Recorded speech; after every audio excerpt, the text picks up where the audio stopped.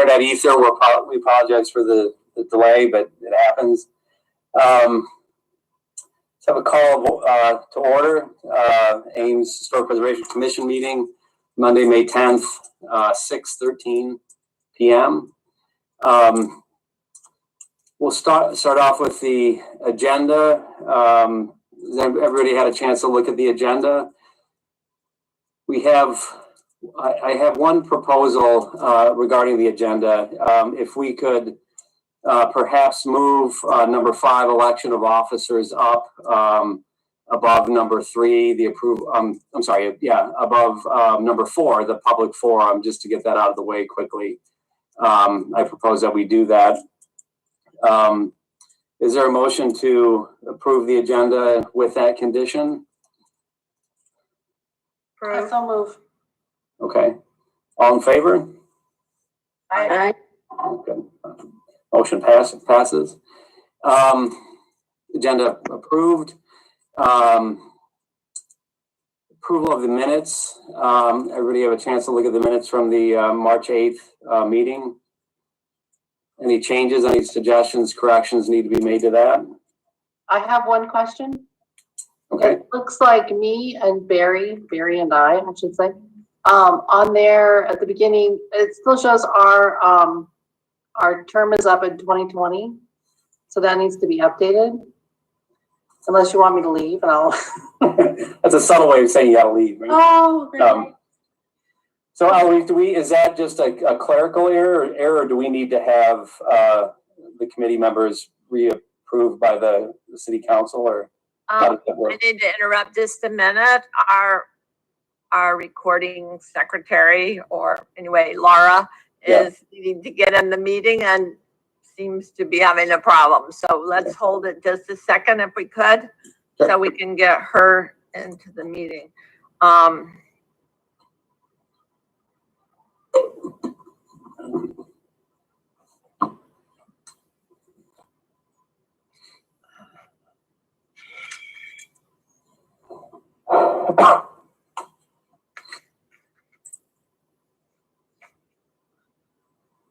So your question, while we're waiting, hopefully she'll be able to get in. Let's see if she might be here waiting for me to move her in.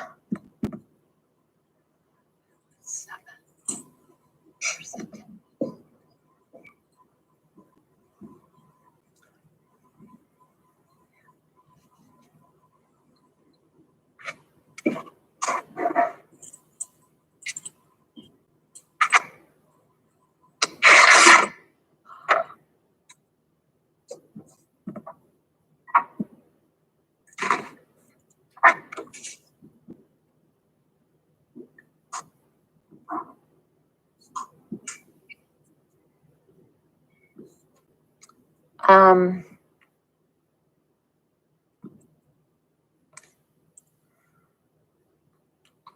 See if she.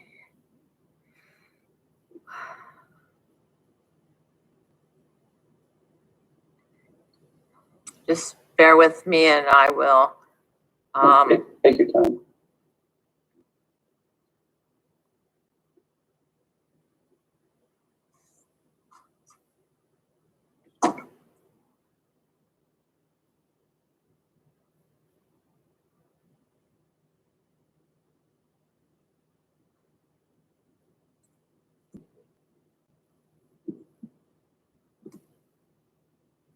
Oh, there she is now. Allowed to talk. Promote to panelist. Eloise, do we need to start over, or? Laura, are you there now? Laura, can you hear us?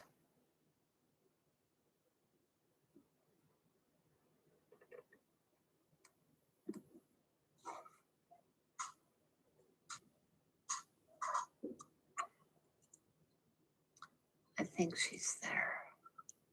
I'll text. She's showing up on the. It shows her there, so, but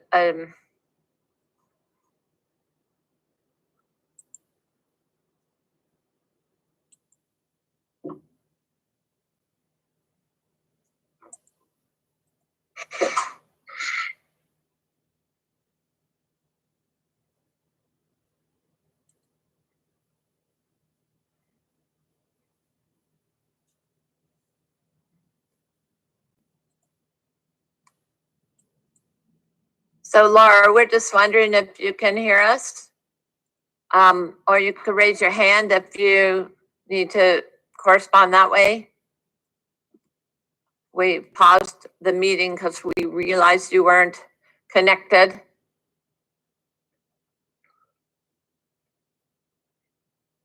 She's writing me back on my phone.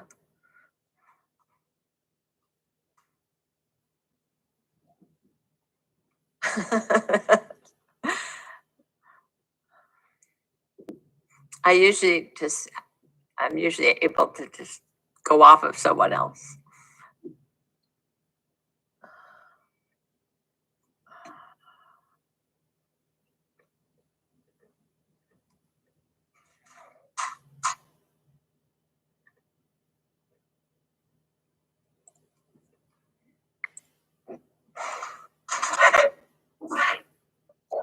Can you hear us now, Laura?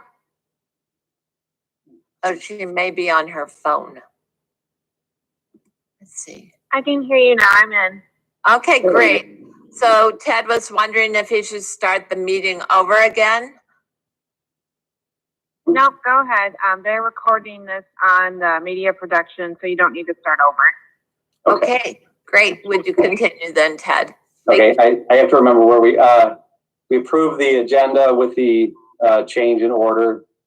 There was Moving a on. question on the minutes, I think.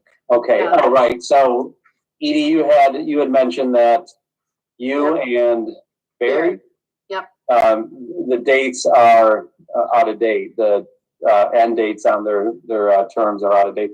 My question to you, Eloise or Laura, is: do we need to have them? Is that just a clerical error, or do we need to have them reapproved by City Council or whoever approves their terms? Well, I have an email from Laura from January 7th asking if I wanted to renew, and I had said yes at that point. So.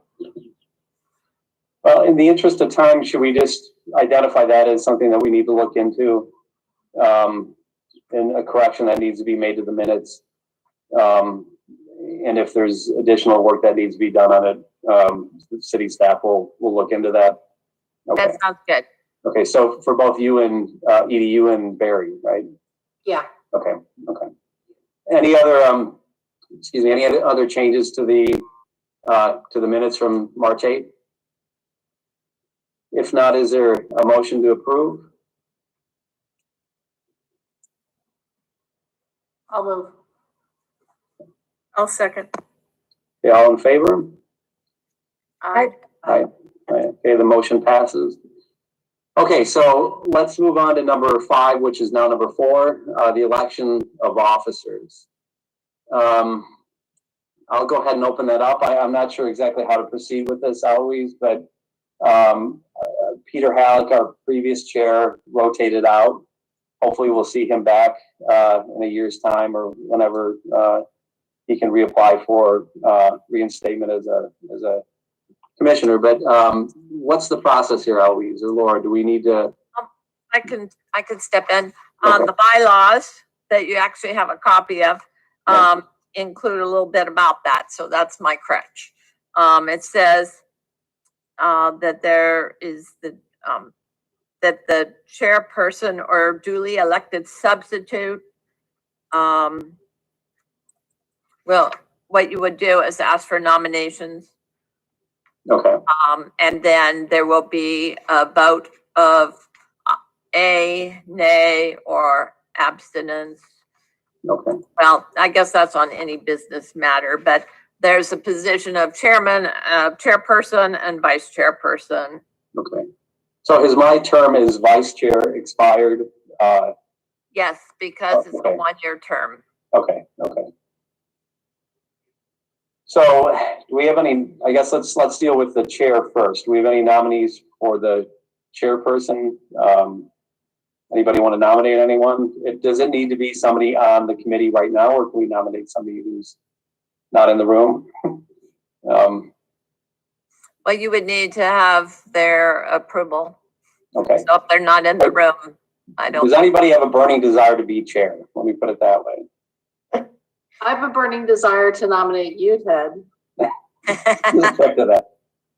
Well, I mean, I'm happy to do it, but I don't want to assume that since I'm vice, I would move into that position. But anybody else? Any other competing nominations? Okay. So what do we do now, Eloise? Do we just vote on me as chair, or how do we? There should be a motion to close the nominations and then a vote. Okay, so I'll make the motion to close the nominations for the position of chair of the Ames HPC. Anyone want to make that motion, or I guess I made that motion. Is there a second? Second. Okay, all in favor? Aye. And now we vote on that, yes? Yes. Okay, so I guess yours truly has been nominated to serve in the position for 1 year as the chair of the Ames HPC. I'm assuming I don't vote, but all in favor? Aye. Okay, do we need to make a motion for that too, or I'm rusty on the Roberts rules here, guys. So I guess all in favor, said aye. Okay. They vote. I suppose motion passes unless I botched that horribly. Thank you, guys. As a follow-on to that, I guess now the vice chair is open. Do we have any nominees for the vice chair position of Ames HPC? Edie, are you interested? I could do it. I would do it if Ted promises never to be gone. Okay. Deal. I will do my utmost, but any other nominations?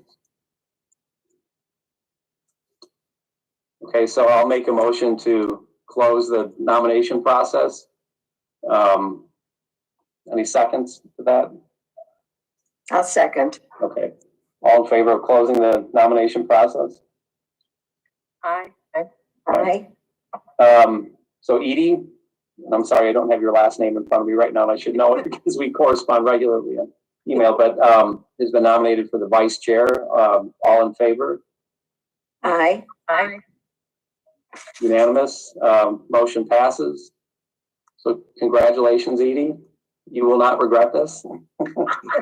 Wield your authority with wisdom and passion. Okay, so is that what we need to do? Any other deeper nominations? That's just the two, right? We don't do a recording secretary or anything like that. Okay.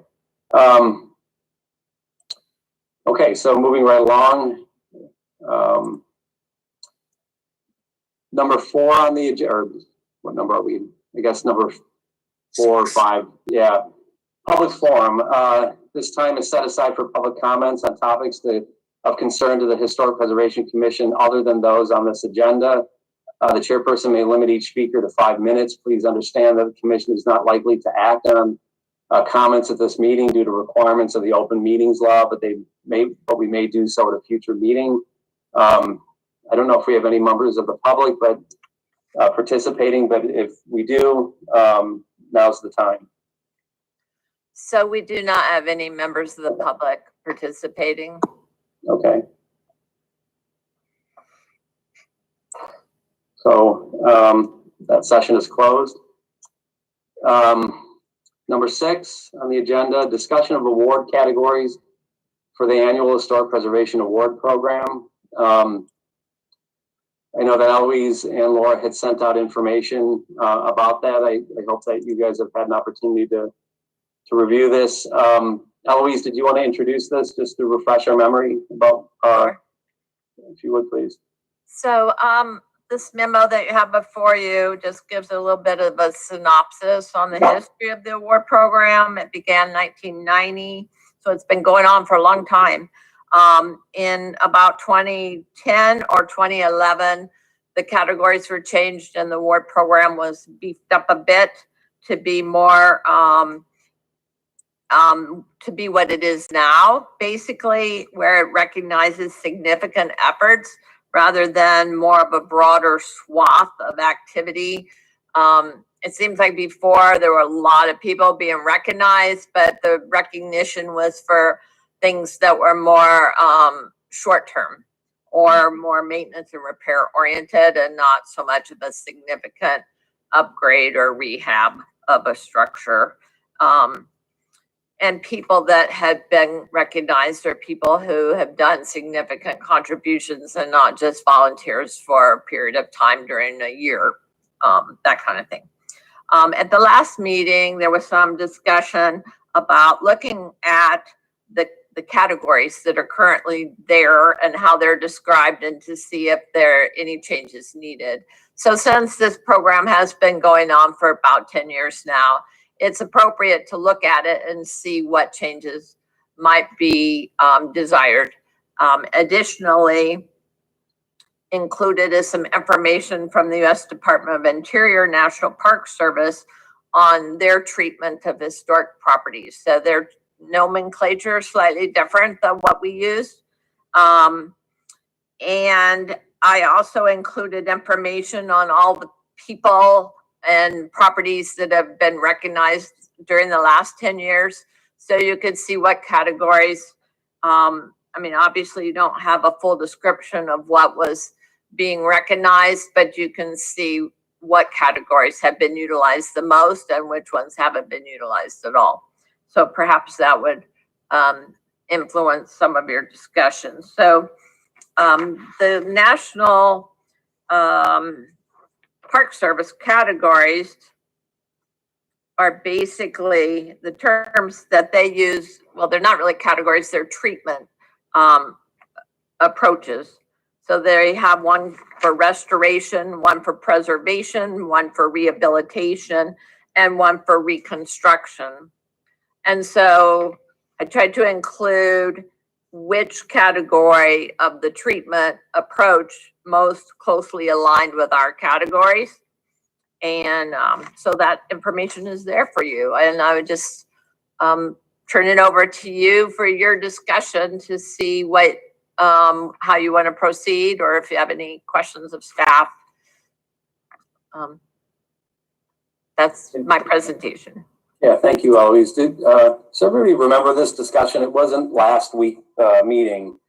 I think it was several, I don't know, like pandemic verse, everything seems so disjointed, but it was quite a while ago. But I remember having this discussion and thinking that a lot of these categories, as Eloise said, seem very similar.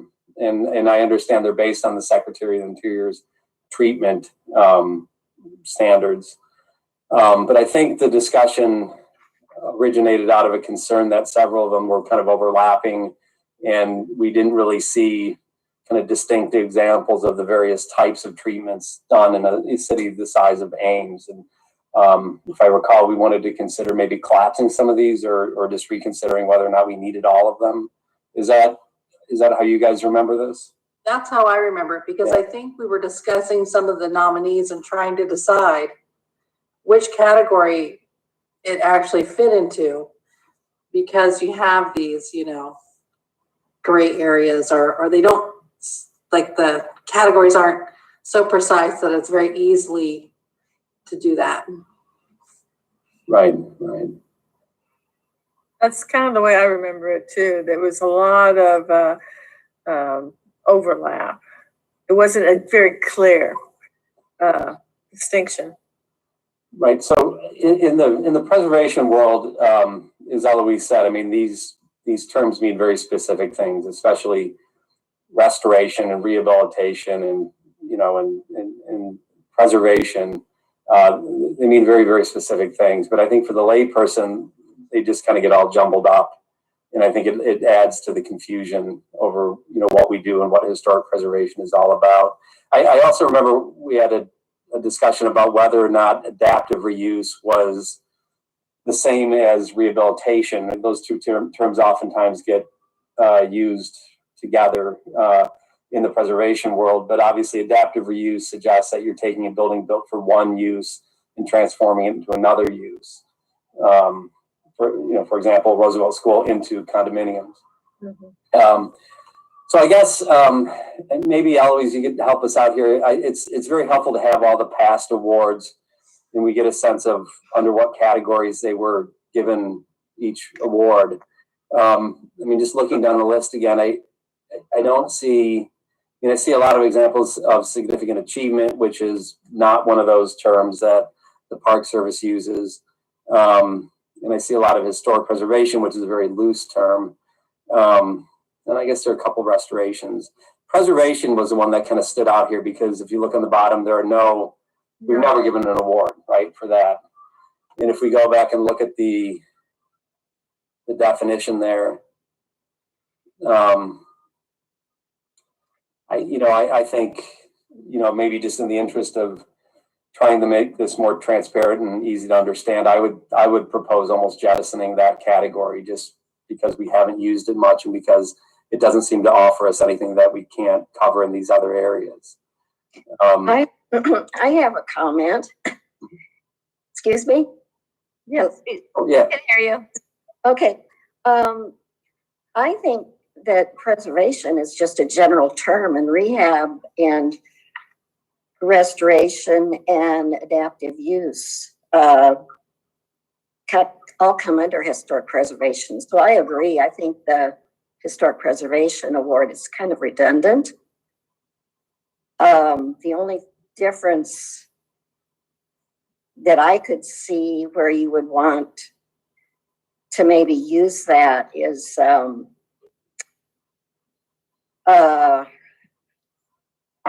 just recognizing that somebody in a historic property, whether it had additions or whatever, would be recognized for just maintaining the property. And that doesn't seem like such a big deal to me, that it maybe needs an award the way it's worded.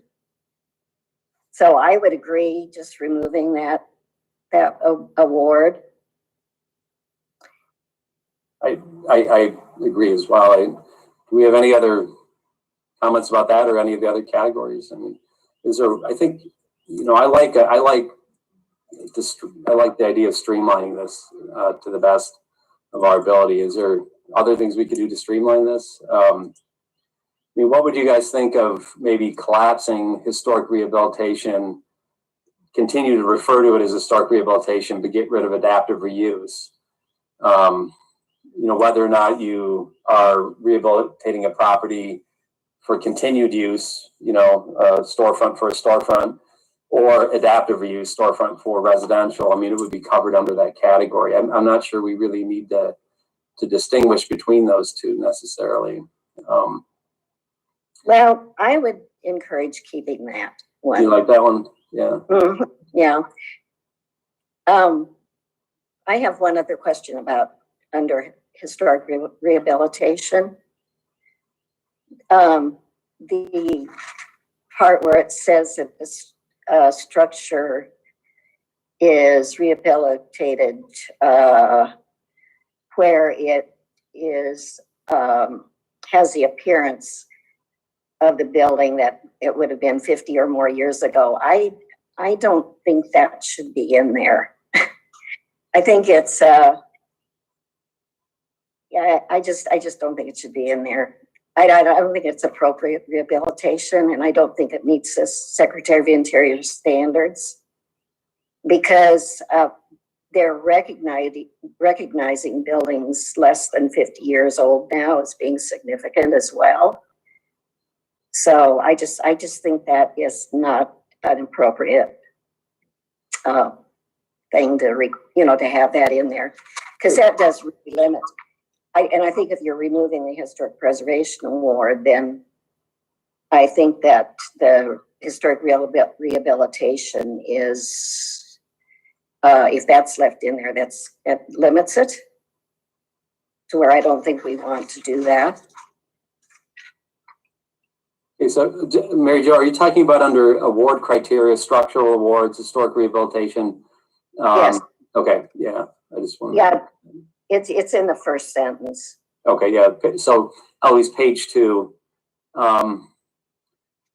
Repairing or altering a building or a feature of a building so that the structure has the appearance that such a building would have had 50 or more years ago. I didn't even see that, Mary Jo. I would agree with you. I think that's unnecessary. And it's unnecessarily specific. I think, I know I know the logic that went into including that. That's obviously reflecting the 50-year rule, but I don't think that needs to be in there in that language. So I don't. Yeah. Mm-mm. Yeah, I understand why it's in there, but it's not a place to educate people. right. I don't think. No, I think that's a good catch there. Okay. So would we just strike that? Ask a question, Ted, Yes, ma'am. just for clarification. So under eligibility, it does say that that the resource has to be at least 50 years old. You want to keep that, but you're just talking about the restoration. Well, you know, yeah, you know what? This didn't occur to me, but I think Mary Jo raised a good point. I mean, there are properties in the downtown district right now that if they are National Register district, if they are 50 years old, they're barely 50 years old. Thinking about the U.S. Bank and the radio station to the west of it. I don't think we want to stipulate that because, as Mary Jo pointed out, there are properties under criterion G that are eligible for the National Register not having met 50 years in age. So I don't think we need to include that. I would strike that as well. Are there, I'm kind of confused by that though, because I feel like it is supposed to be Historic Preservation Award program. So if you could talk a little bit more amongst yourselves. I think at the end of this discussion, what we'll do is put it back on the agenda so you can have a vote next meeting if I'm able to understand your directions. Okay. Yeah. Always, it hung there for a second, so I missed the first part of what you said. And did you just say that we should table this until next time, or? No. I said after our discussion tonight, we would put it on the agenda for a vote next time and try to incorporate your directions into a draft program. Okay.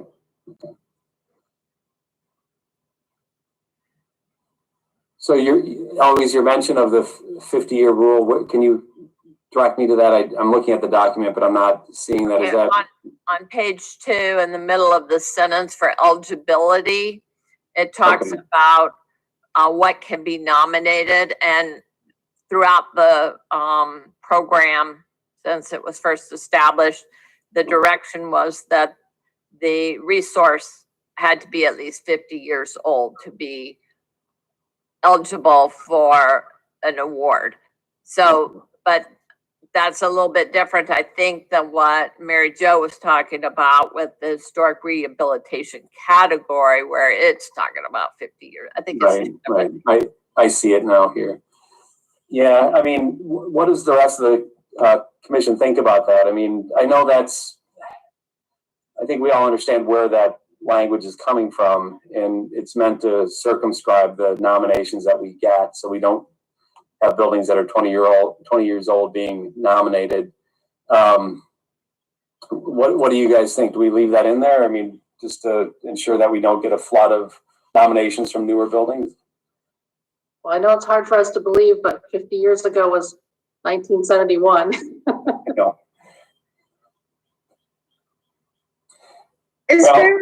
I had a question. Is there some, to be a certified local government, and it's been a while since, but are there some standards or certain things that we have to acknowledge, like with the federal level, rehabilitation and restoration and things like that? I mean, all of this discussion makes sense to me. I think historic preservation is pretty broad as a statement, and restoration is going to cover pretty much that. But is there anything that we need to acknowledge, though, from the? So I guess if I could pipe in, I mean, so we are a certified local government, and we do have an ordinance that meets the SHPO standards, but that's the ordinance. This is just the awards, and the awards are, I mean, I don't think the SHPOs really provide language on that. I mean, a lot of cities don't have anything like this. I mean, they have very different awards programs. This seems very kind of homegrown. And so I think we have some latitude in terms of what we award and how we go about doing it. That being said, I mean, I think we should always try to stick to those standards that are promulgated by the Park Service and by the SHPOs. And it's just easy to kind of piggyback on those rules, which is why we see the language in the awards that we do. I mean, we could have historic preservation awards for properties over 40 years if we wanted to. I mean, I don't think there's any reason we couldn't have that, but 50 years is what, of course, the Park Service uses, and it's a nice round date. But, you know, I suppose we wouldn't want to see somebody not put themselves out there for an award if their building is 49 years old and it just underwent a wonderful rehabilitation, project that, conformed with the Secretary's standards. But, I suppose they would just try anyway and see if they would be eligible. No, that makes sense. I just didn't know if there was some, basic level that we need to acknowledge in order to, maybe have historic preservation award have the same kind of significance, as in other areas. But like you said, it's very homegrown. Your example of the Main Street, though, I was thinking in those instances, kind of like also the neighborhood things, contributing structures aren't necessarily, of the same ilk as the gemstones that are kind of, of the area.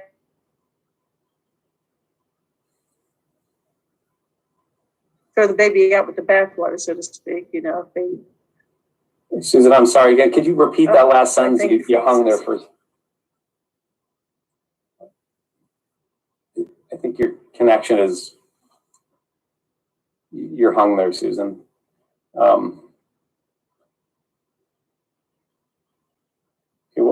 Susan, we can't hear you. So let's, for the time being, let's just continue with the discussion, and we'll come back to you. Can everybody else hear me and see me? And okay.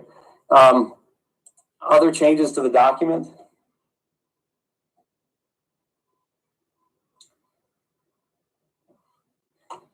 So I guess I had one other thing, and I confess I haven't thought this through, so it may be a really dumb idea, but I'm going to put it out there anyway. We've seen in the last couple of years, the last 10 years anyway, some significant properties, kind of iconic properties that have been rehabilitated, not to the Secretary of Interior standards, certainly not a restoration quality project, but they're good for what they are. And I'm thinking about Roosevelt School, which is kind of old now, but I'm thinking in particular about Crawford School. Didn't use tax credits. I think they used the Urban Revitalization Award by the City of Ames. And they're kind of quasi-historic preservation projects, but I think for what they are, they're very successful. And I'm wondering, is there room in our awards for those types of properties, or would we want to create a category for something like that? Or do Roosevelt's and Crawford schools kind of fit into one of the existing categories, or is it something we want to entertain? They qualify under those special awards? Yeah, I mean, that's the one place I thought it might work. But I mean, do we want to kind of loosen up some of the other areas to encourage projects that may not be gold standard preservation projects, but still the property owner is doing the right thing by not demolishing the property, at least conforming to a certain extent with, the standards, kind of preservation light? Or do you just want to kind of capture that under the special awards? So how is that different than, I'm just curious about the building that Chris Nelson did, the little corner grocery store on Northwestern? Well, it would be like that one, I think. Yeah, because we did that one and we just, where'd we plug it? Into restoration. Yeah, no. Yeah.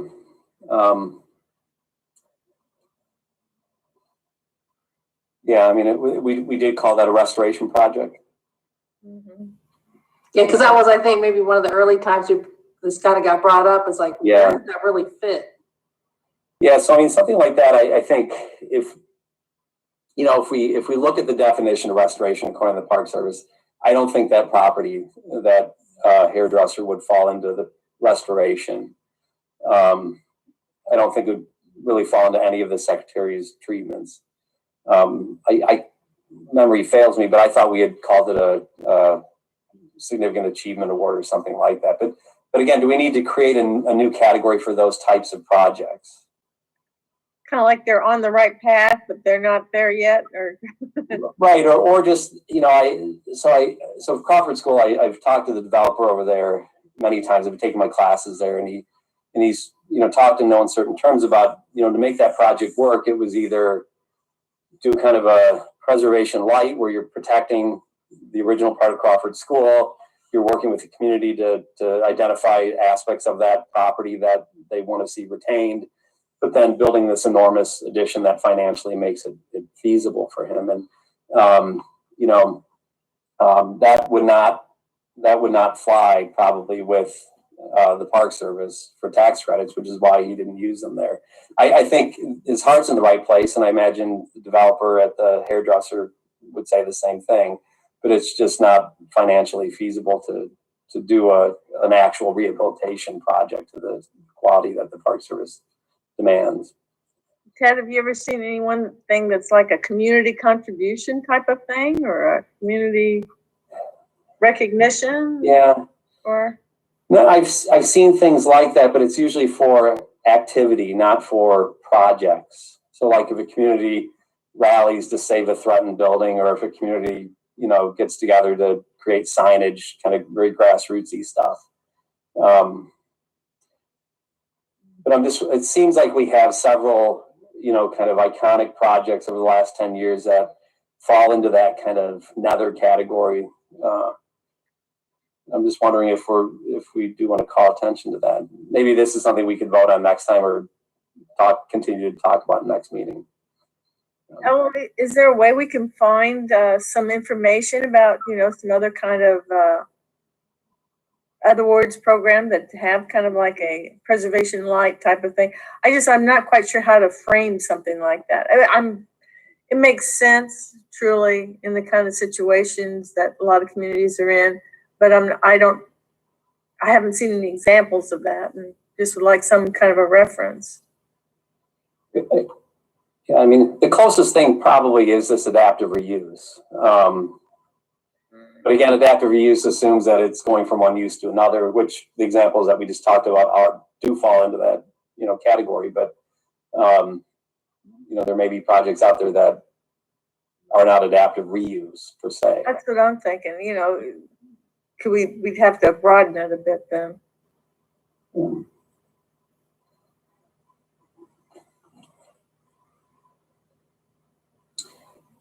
Well, why don't we, Eloise, can we continue this discussion and vote on it next time, or are we in any danger of missing deadlines if we push this back another meeting to reflect on it for another month?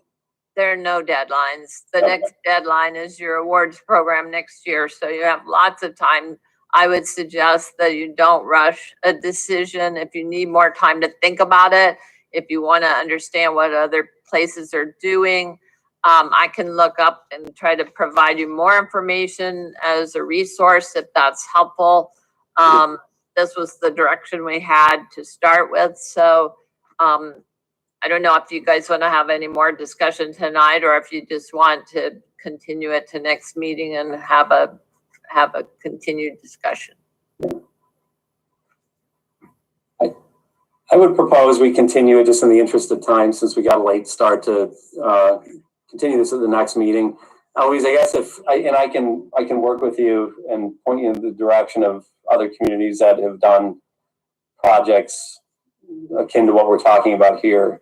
But yeah, if you could come up with some additional information for us. And I recognize that we have new members of the committee, right, of the commission, don't we? And so I understand that this is, we'll hear from you in a minute, but this is probably maybe a trial by fire for you. So another month to kind of reflect on this would probably be helpful for all of us. And I guess if nobody has any other comments about this, can we move on to the next agenda item? Good. Okay. Discussion of the historic preservation work plan for 2020. Eloise, can you give us just a brief overview of that too, if you would? Sure. Please? Sure, I'm happy to do that. The work plan was put together as part of your annual certified local government report, and it's included as attachment A with this memo. And also the updated HPC goals, objectives, and action steps in the Ames Comprehensive Historic Preservation Plan that you recently updated are included as attachment B, with the idea being that some direction needs to be, that you need to look at what your priorities are for this year and what you want to specifically try to accomplish, and more specific than how you might implement this 2021 work plan, what your thoughts are for moving forward with it.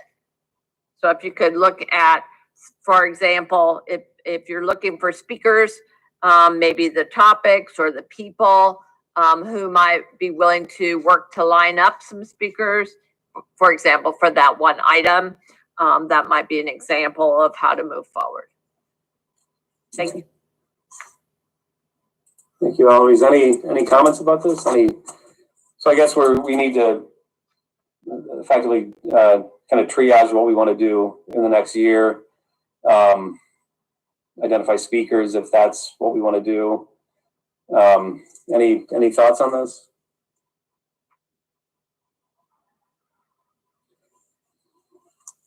Any strong feelings about any of the items on the list here? I know we spent considerable. Mary Jo, you're muted.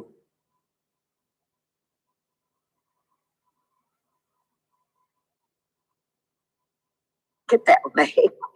Okay. All right.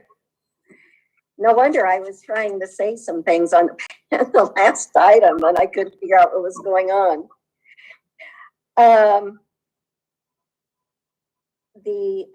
I have a question.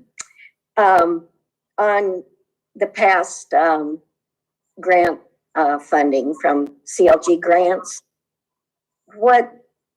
I think we're kind of cycling that, aren't we? I'm sorry, are we what?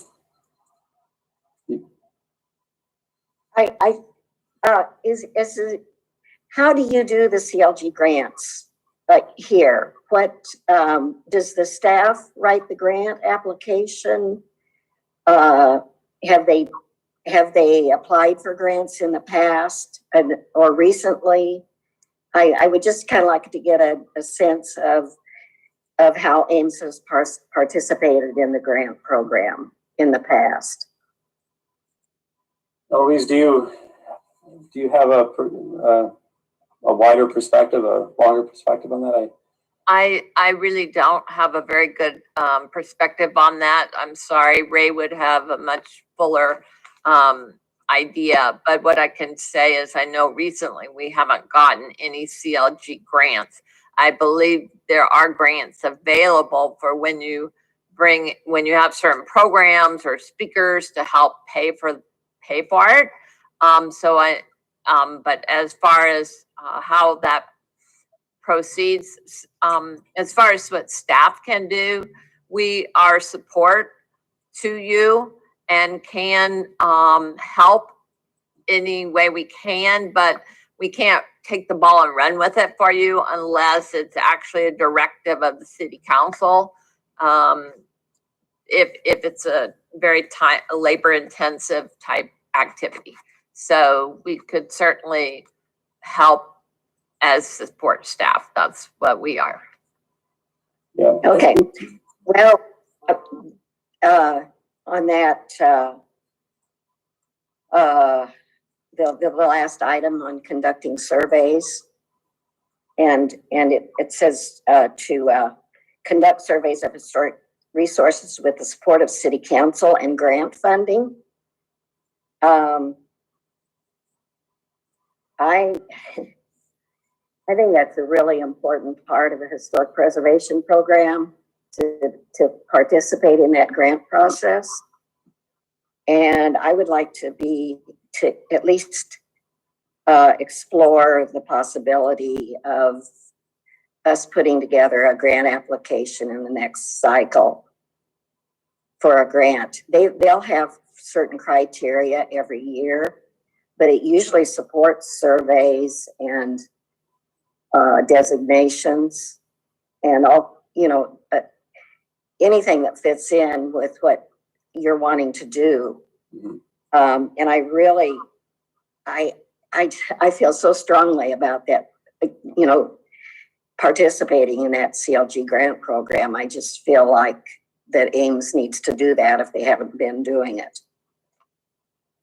I would agree. And, Okay, I'm sorry, go ahead. And I will volunteer to write a grant if I've written many CLG grants, so I would be happy to write one. If you want to be more specific on that activity, then I think a goal for the year should be to apply for a CLG grant. Right. One of the things that we had, so I think there was considerable CLG grant activity long before any of the current committee members were involved. I know that, I think if I'm not mistaken, CLG grants were used to do a lot of the early surveys by William Page, is it? So, but those are now well out of date.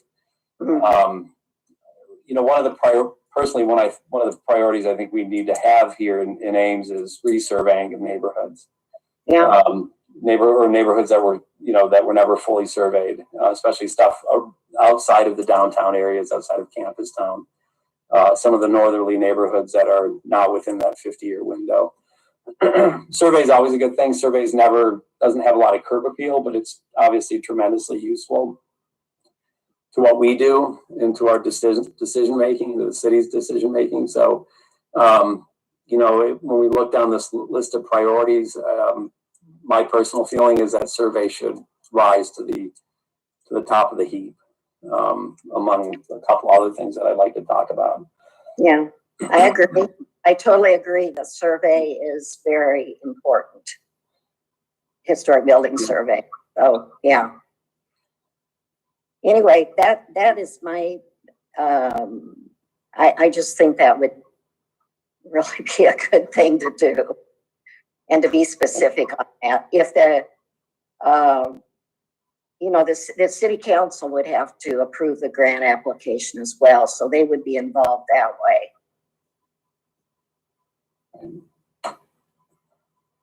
Anybody have any? And you can match it with staff time, with commission time. It's a matching. So, yeah, I would encourage that being more specific, to write a grant for, whether it's for a historic resources survey or an update of historic resources survey, or whatever they are funding this next grant cycle. I just think Ames needs to get their foot in the door with that. Any other discussion of that? Or? Do we have a kind of a wish list of spots we want to kind of drill down? Geographically, or? Yeah, for doing some additional surveys. I mean, I think there's some that we need to redo, but are there some others? I thought there was a wish list somewhere of places or in areas that would be candidates for additional survey. I think that's the, and I apologize, I don't remember his name, but is it William Page? Am I remember that right? The consultant that did that a lot of work for the city ages ago. I think he had identified 5 or 10 neighborhoods, again, more post-war stuff, that warranted additional intensive surveys. So, that would be a logical starting point. Some of that work is already done. I think it would be a matter of us going back to those documents and deciding what we think is the highest priority. Ames is not, there's not a lot of growth and a lot of change in Ames. So we don't have, I'd say outside of campus town, there isn't a lot of area that's threatened by redevelopment. And so to prioritize on those grounds is not maybe the way we need to go. I think, where can we generate the most interest in the preservation process? We're not having to respond to threats of demolition outside of campus town, that we might otherwise have to try to address. But can I propose that in the next meeting, we look at those William Page documents and start to think about prioritizing neighborhoods for surveying, and then identify a goal. I mean, Mary Jo, if you're willing to write a grant with our help, I mean, that would certainly not turn your expertise away. I think that's a good priority for us. The other thing I wanted to mention too, just so I don't forget it, is we had talked a year ago or more, pre-pandemic, about bringing somebody from the SHPO, a tax credit expert, to come in person, ideally, to meet downtown, not during this time, but at a time that's agreeable to business owners, to try to promote the use of the state and federal tax credits. And I still think that would be a good priority. We have, for those of you guys who are new to this committee, we have, as of 2 or 3 years ago, the newest National Register district is the downtown district. And so trying to encourage rehabilitation activity down there would be a good effort too, I think, for this group. That something of interest to this committee? I think we'd have a good chance this year of actually being able to have either, a video or maybe even something that people could attend, kind of thing. I guess what I had in mind is, if we can do it, if COVID cooperates and we can have it in person, I think what would be really meaningful to property owners is to meet at one of the contributing buildings in the downtown, have somebody from the SHPO come out, have an historic architect come out, and then walk the building and talk the process through. It's a convoluted process at times, but I think having somebody with expertise there to assuage any concerns would be helpful to the property owners. I know because of COVID, we might have to do it digitally, do it virtually, but if we could have it in person and have it downtown, when people could meet, I think that would be, the most bang for the buck. Would this be a good event to combine with ISU or the History Museum, or do a joint sponsorship? Or do you think? My feeling is that it should be geared to property owners, and just by definition, that excludes. If we get architecture students to come along and hear what the SHPO and the historic architect have to say, that would be great. But I think promoting the use of the tax credit downtown is the goal, and that's most meaningful to the property owners. And we have, Iowa is great. We have a lot of very accomplished architects that work in this field specifically, and a lot of them will give their time freely to promote, historic preservation. It's not hard to find these folks. And we have several names that do excellent work. I guess in the interest of time, should we continue this discussion at the next meeting? Or are there other areas that you guys would want to call attention to? Maybe we could flesh out a calendar to kind of shape some of these possible projects and events. Yeah. You mean right now or next meeting? At the next meeting. We kind of throwing stuff out, and then maybe we can kind of, put it together as maybe in the fall or the next spring or that kind of a. So maybe do like a timeline. Yeah, that's what I'm thinking. Things. It makes it a little easier to kind of put the pieces together once we kind of have a goal or a time to shoot for. Can we put that on the agenda for next meeting, Eloise? Yes. Anybody have any other comments about this item? So I'd like to just put a plug in for the first key topic, which is educate the public concerning the value and benefit. Maybe coming at it more of from the homeowner perspective, the value of educational pieces that HPC has done in the past and put on the website are hugely important. You know, Ted, you mentioned that there's architects and there's resources, and just getting that information out to people could be of huge benefit in the goal of, you know, pushing forward preservation throughout the city. So I wanted to keep that on the radar too, among these other really, really good ideas. I think that's great. Yeah. Yeah. I mean, education is, I mean, it's an educated populace is going to be a lot, typically, I think, more friendly to preservation if they understand it. And it's hard to get the word out. Your point is really well taken, Angela. Folks on this committee have heard this before, but I tell my students that you can drive into Old Town and not know it's an historic district if you fail to see those occasional signs up at the periphery saying it's an historic district. And I think any way that we can get people to be more aware of what we have here is really important. Eloise, do we know, does the city assessor include in its records, or the county assessor? Well, does anybody in city government include in their databases whether or not a property is in the local or one of the national registered districts? I think we've had that discussion before, but I don't recall what the answer was. We have a zoning category for local historic.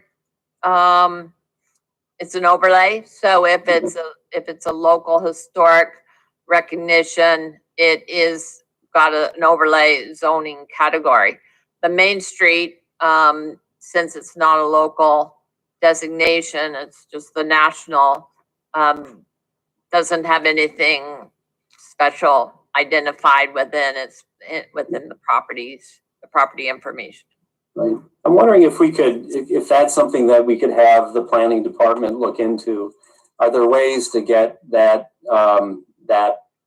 national register layer into the city's GIS or whatever records could take that information? Because I think that would be valuable for potential home buyers, potential property buyers to know if the property that they're considering is in one or the other or both districts.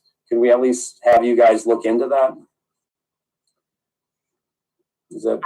I don't think that if it's not a zoning category, it would work to put it on like the Beacon property information, but certainly within GIS, if there isn't already a layer there, we do have the map that's on the website showing the Main Street district, the boundaries of it, and then which properties were contributing. That's on the website.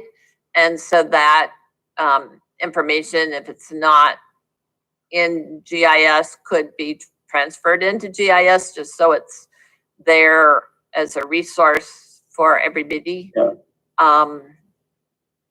Is that kind of what you're saying? Yeah, I mean, I guess again, we can continue. I realize it's 7:12 right now, but we can continue this conversation next time. But I guess I'd be curious to understand if the city knows this.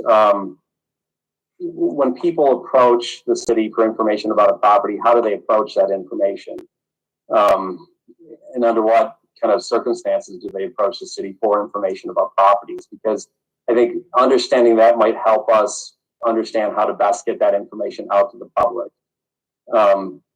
I imagine sometimes developers come in and they say, well, where are your national register properties, ones that are eligible for federal and state tax credits? Where are your, TIF districts? Where are, urban revitalization grants eligible? I mean, I'm just trying to think of a way that we can bring together all these different potential pots of information and money to help people make decisions about, where they might invest in properties. Why don't we continue this My discussion? opinion is that if somebody wants to know about history of a building, they don't come to City Hall. Yeah. They go to the Ames Historical Museum to see what resources they have on those properties. Right. Or if they call planning, we would direct them to them because they have so much of a background of history of different properties. And even on the nominations for the awards, so several of those properties that received awards, in their data that they provided about what they did, several of them said their starting point was that resource to see what they had on in pictures or materials that could help them as they move, because they knew already they wanted to do a rehabilitation. Yeah, So yeah. that's how they proceeded. I propose that we continue this next time. Okay. And if the committee could give more thought to this, I mean, I think the Ames History Museum does a wonderful job at educating the public as to the history of properties. I think our role ideally should be to help people understand the tax incentives available to them for being in that district or for owning that historic property, among other things. I don't think the Ames History Museum is really the right, shop to do that, but we are. So if you guys are agreeable, let's do talk about that next time. Are there any other comments about the goals? One more thing, that last bullet point on that first section on education, seek membership in the National Alliance of Preservation Commissions. Have we already initiated that? I was going to ask about that too. So do you want me to describe what that is, Susan, or did you want to talk? Well, I think you'd go ahead and explain. I think you gave us a little rundown, a couple meetings ago, but I thought, we probably want to get that underway. Yeah. Want to pursue so, yeah, NAPC is a National Alliance of Preservation Commissions. I forget, but NAPC is it's a nationwide consortium of our groups, right? So preservation commissions at the local level of government, both CLGs and non-CLGs. And, there are hundreds, if not thousands of people, probably hundreds of communities across the U.S. that are involved in this. But they hold a conference every couple of years. We had one in Des Moines 2 years ago. I think several of us went and spoke at that. But it's a really, really useful clearinghouse for understanding the challenges that all HBCs face, regardless of where they are in the country. Of course, it's going to vary. I mean, some communities don't have regulatory ordinances, so their job is very different. Other ones are very strict. Other cities are very high development, so there are pressures to redevelop neighborhoods that we don't really have here in Ames to the same extent. But it's still a great resource if we have questions about some of the things that we've even talked about tonight. How do we, where do we want to spend our CLG grant money if we get a CLG grant? These are exactly the sorts of questions that are asked in their on their listserv and online. So yeah, we had talked about this a couple meetings ago, and I think just because of the pandemic, it sort of slid off our radar. But I would ask that we investigate membership. I think it's only a couple $100 a year. It's based on the size of the community, so we're not going to pay New York City rates. We're going to pay, Ames, Iowa rates, so it's not too prohibitive. Yeah, that's organization provides an awful lot of information for commitments, and I think it would be a very good thing to do. So yeah, if we could look into that, Eloise, that would be great.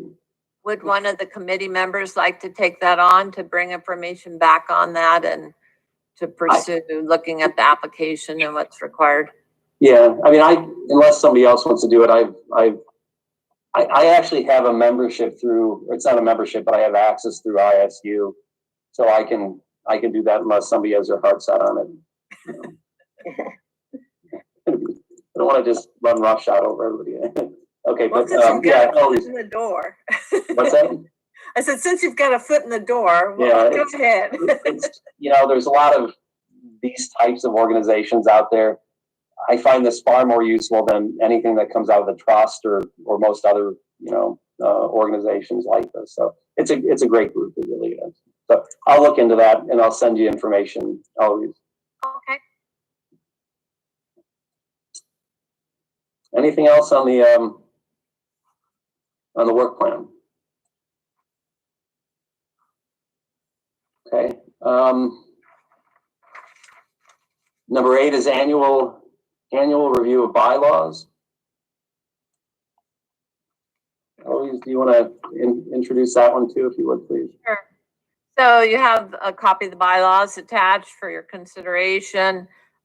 This is something every year we bring it up. It's a good way to be reacquainted with the bylaws, to look at them, but to see if there's any suggestions or improvements that you want to make, or if you have any questions about them, I'd be happy to try to answer them.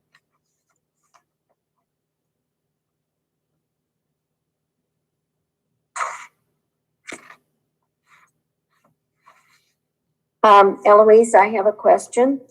Yeah. Under the standing rules,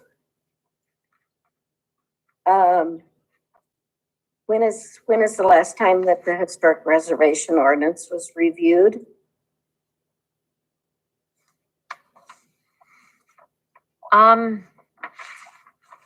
It seems like we were starting to try to do that a few years back, but I don't think we got very far. And then we ended up doing more of a concentrated effort on the preservation plan, getting back into that. So is that your recollection too, Ted? Yeah, I know we did spend time with it. Only COVID just, wiped my memory clean. And yeah, I don't know where we left it, but we did spend time going through it. And then I think, as you say, we shifted to the preservation part of the plan because of the city's effort with the comp plan. That's how I remember it. Okay. Did Could we put that on the work plan for the year? I mean, that'd be a good goal, I think, for this year. To review the ordinance, at least. I mean, I don't mean do any changes, but just to review it to see if there needs to be any changes. Do you have any idea how you would like to approach a review of it? It's lengthy, and would you want to just try to put it out there and see if anybody has questions or comments, or would you like to go through it more in depth over a period of different meetings? How would you, or even know at this point without seeing it? Let me look at it. If you could send me the ordinance, or is it on? It's online, isn't it? It's online. It's chapter 31. Okay. So let me go under planning and click right onto it and see what's there. Yeah, I'll review it, but I would suggest, I think if it's been over 4 years that it's really been reviewed, I think it's probably a good thing to include on the yearly plan. Yeah, I would agree. If I remember correctly, and I don't know if we made these changes, but I think the ordinance specifically calls out membership. It calls out the constitution of the HPC, and it talks about having a member from the Old Town District. That was when we only had one district. Okay. Now that we have, I know it's a National Register district, but now that we have the downtown district, I'm thinking it might be an opportunity to either loosen up the language to talk about a district, or to stipulate maybe even somebody from each district, since we only have two. Yeah. Okay. Well, I think just things like general things like that, just to see if there are places that, because of the changes in the last 4 or 5 years, that maybe they, the ordinance could address that. Yeah. So I'd be happy to look at it and see what I think anyway from my background and experience. I think I can kind of, I don't know Ames and the mechanics of everything and the politics, but I could at least point out some things that I think might be worth looking into? I mean, that'd be great. Yep. Okay, I'll make sure I send a link out to all the commission members, so just so you have an easy link to look at it. And then maybe if Mary Jo, you feel ready to put something on the agenda, you could contact Laura and let her know that you have some suggestions on it or something. Does that make Okay. sense? sure, yeah, that makes sense, yes. Okay. Anyone else on the bylaws? Okay, moving right along. Number 9, discuss training opportunities for commission members. All right, this was probably short. There is the Preserve Iowa Summit coming up June 3rd through the 5th. It's a wonderful opportunity because it is virtual and it's very inexpensive, but and the city pays for it. So it's only $20. It's very minimal fee. So if you think you can attend even just part of it, I think it's worthwhile to sign up for it. The city will register you. We would just need to know who is interested and available to attend. So if I could, I'll just, if you could let me know right now, we'll go ahead and get you registered. Okay, I have Edie and Susan. And I gotta get the rest of my pictures here. Ted? Is that everybody that's available? Oh, Angie? Okay. And Mary Jo too? Yes, Did I get everybody? So we'll check with those who aren't attending the meeting tonight to verify if they also want to be registered. I really appreciate it. I think it's part of that CLG recognition that you have. And they offer this at a very low cost for the purposes of helping people come together, get motivated and educated and on various topics. So having it remote makes it so super easy too. Thank you, always. Any other training opportunities? Or I don't think NAPC is coming around anytime soon.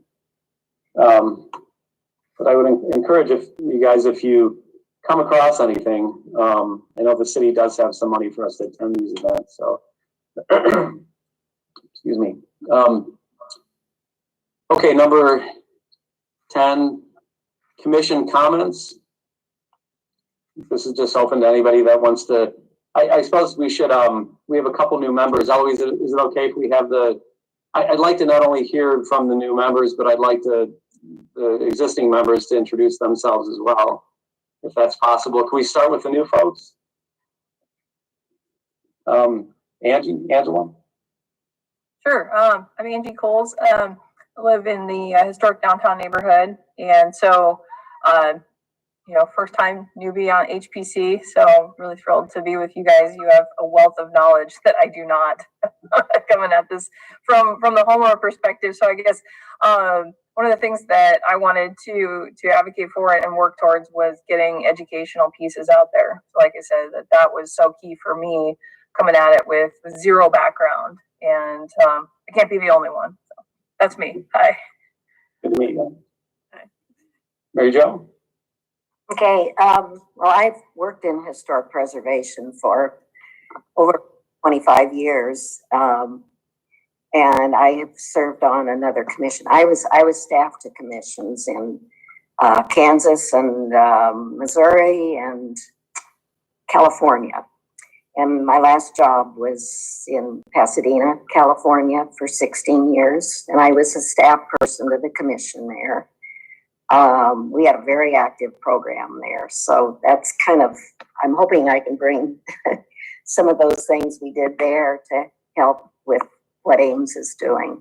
I was born and raised here. I graduated in '58 and I've retired and living at Northcrest. So I have lots of time on my hands and want to get involved. So that's why I'm on the commission, or why I applied to be on the commission. So welcome aboard. thanks. Susan? I am a retired city planner from, always lived in Ames, but I worked in Des Moines. Worked in the neighborhood revive program. Started out in historic preservation in Wichita, Kansas, and had a master's in historic preservation, architectural history. It's just something I've always been interested in and always interested in community. And I'm really delighted. I've been away from the Ames, how the Main Street has developed and all the new approaches to integrating preservation and community has really been great. So I'd like to see that continue.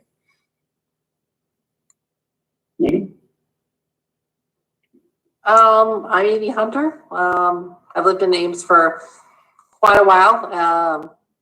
Gosh, I lived here when I was a little kid before kindergarten, and then we moved away and we lived in different places, but Ames just kind of, what do I want to say? You know, in my mind, when I think of a neighborhood, I think of, you know, home. That's just what it was. So I'm glad I got to come back. Anyway, I work for Iowa State, basically as an accountant. They don't call it that anymore, but that's what I do.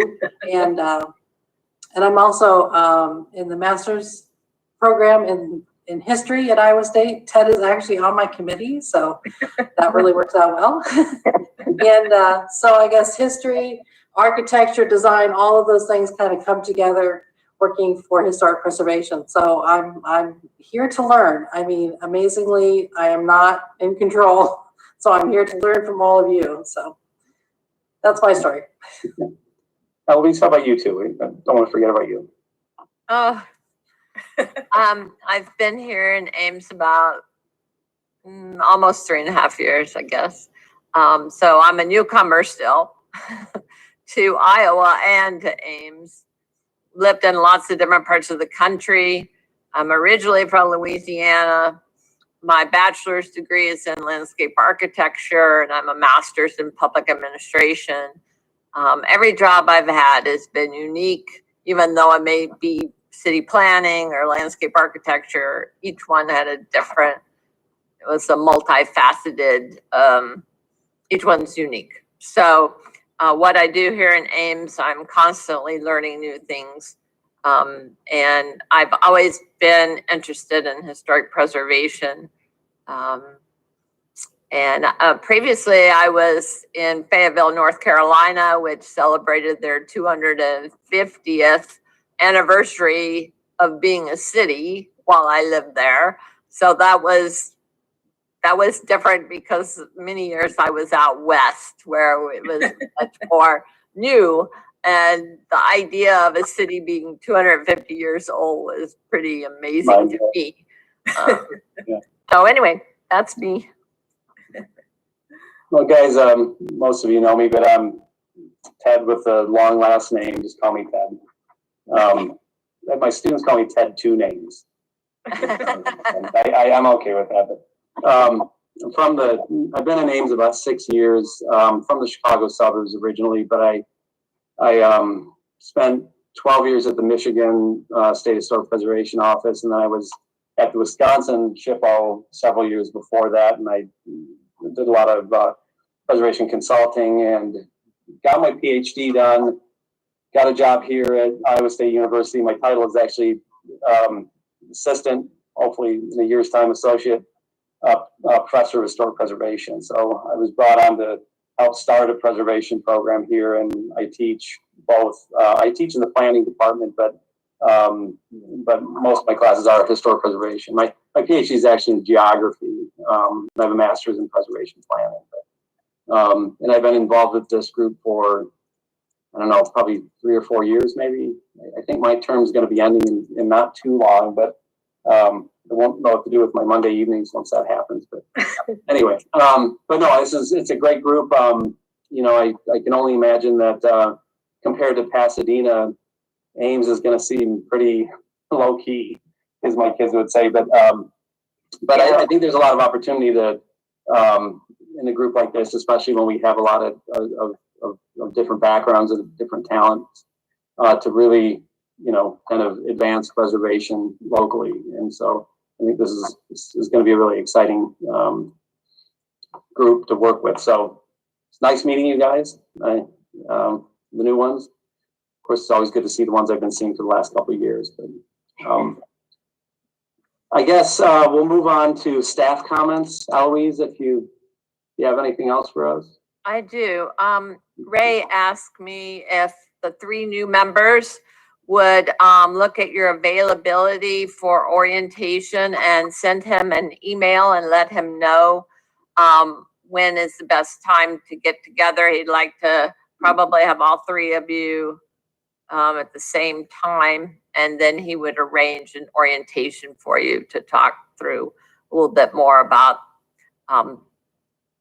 just the goings on of how to do things within the city and the commission.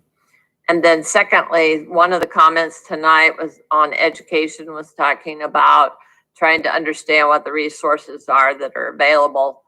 And what I would like to ask is that with that in mind, maybe each person could think about resources that whether it be historic architects or craftsmen or whatever, if you have names that you would like to see us post a list perhaps on our website, maybe you could just be thinking about that. And then if there's enough information and you would like to move forward with that, we could talk about it more, but maybe think about that when you have some time.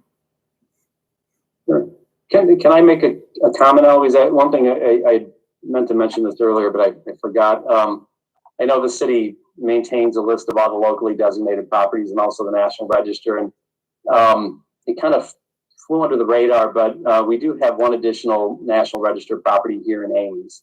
It was part of a multiple property nomination, the civil rights nomination. So Martin House is now on the National Register. So we'll need to update the website at some point. So that's both locally designated and a National Register property. And I can draw your attention to that. It's hard to find. Yeah, it's, I don't know if it's on the Park Service page yet, but the SHPO has that information as well. So. Okay. Okay, are there any other staff comments? Okay, unless there's something else to add, do we have a motion to adjourn? I move to adjourn. I'll second. All in favor? Aye. Aye. Okay, motion passes. Thank you, guys. We'll see you in a month's time. Eloise, you had mentioned a 3rd new person. Is that person just not here with us tonight, or? Angela, Mary Jo, and Maybe Laura could comment on who the 3rd person is.